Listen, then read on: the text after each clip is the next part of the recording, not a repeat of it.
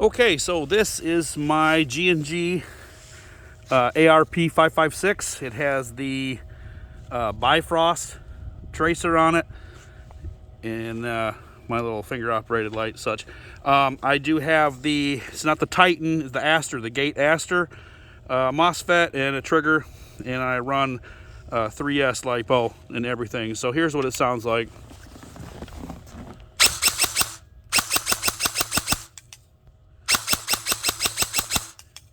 I'm like squatting down by the phone so you can hear it better, but so I'm not looking through the sight or nothing. I'm just shooting off the hip.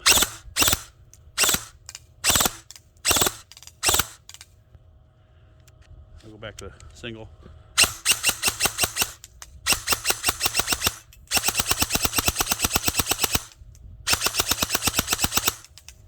And there you go.